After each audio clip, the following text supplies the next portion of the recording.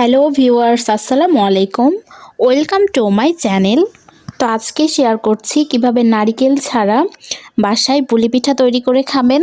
আমাদের অনেকেরই কিন্তু গ্যাস্ট্রিকের প্রবলেম আছে, আর এ কারণেই আমরা নারিকেল জাতীয় কোনো খাবার বা পিঠা আমরা খেতে পারি না। আর আমরা কিন্তু এটার অল্টারনেটিভ খোঁজার চেষ্টা করি।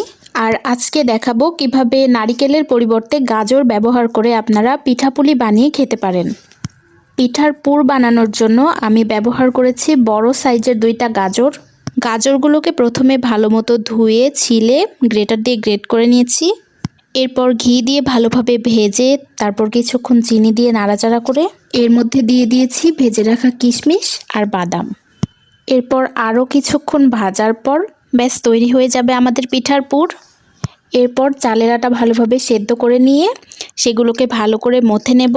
তারপর ছোট ছোট খুঁড়ি বানিয়ে তার মধ্যে পুরগুলো দিয়ে পিঠার শেপ দিয়ে পিঠা বানিয়ে ফেলব। সবগুলো পিঠা বানানো হয়ে গেলে একটা কড়াই ভালো মতো গরম করে নিয়ে সেখানে তেল দিয়ে দেব। আর তেলটাও ভালো মতো গরম হয়ে আসলে সেখানে বানিয়ে রাখা পিঠাগুলো দিয়ে ভালোভাবে ভেজে নেব।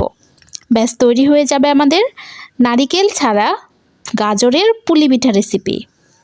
ভালো লাগলে একটা লাইক দিয়ে চ্যানেলটাকে সাবস্ক্রাইব করে দেবেন। ধন্যবাদ সবাইকে।